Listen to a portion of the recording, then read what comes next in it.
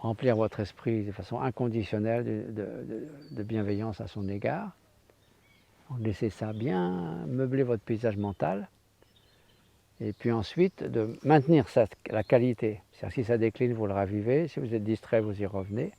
Donc pendant 5-10 minutes.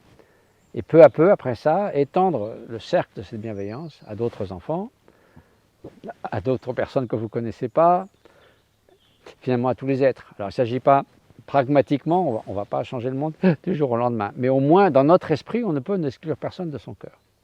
Et même un dictateur, on peut souhaiter que la haine, l'avidité, la cruauté se dissipent de son esprit. On peut souhaiter ça, et ça fait partie de la bienveillance. C'est ce qui pourra arriver de mieux.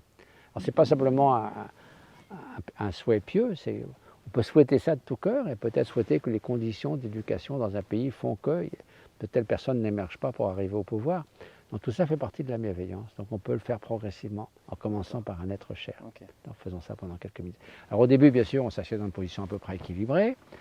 On essaie de l'esprit se reposer un petit peu, peut-être en observant pendant 30 secondes le va-et-vient du souffle. Et puis quand les choses sont un peu plus calmes, on fait naître cette bienveillance en notre esprit.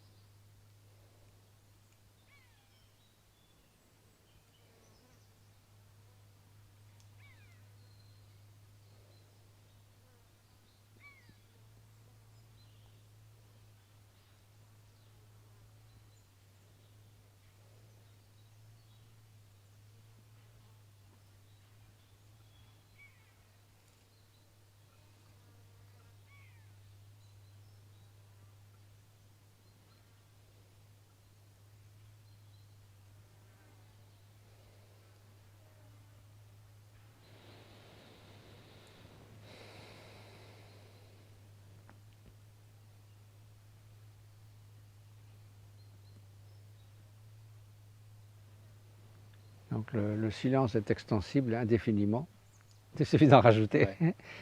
Et donc au début, à engendrer de la motivation, c'est-à-dire qu'on fait ça pour le bien des êtres, et pour le plus long terme, et pour le plus grand nombre. Ensuite, être pleinement concentré sur ce qu'on fait. Et à la fin, quel que soit ce qui a été engendré de bon par ce temps de méditation, et par tout ce qu'on a fait par ailleurs, au lieu que ça disparaisse comme un flocon de neige sur une pierre chaude, on le dédie à tous les êtres.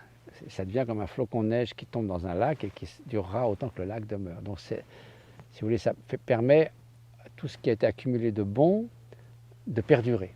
Et ça, c'est important donc de dédier. Donc, la préparation avec la motivation, la partie principale concentrée et la conclusion, le saut de la dédicace. Et ça permet d'avoir une chose qui est complète. Et ça, c'est valable pour tout ce qu'on fait, hein, pour nos actions humanitaires et autres. D'accord. Bon, merci beaucoup. Merci.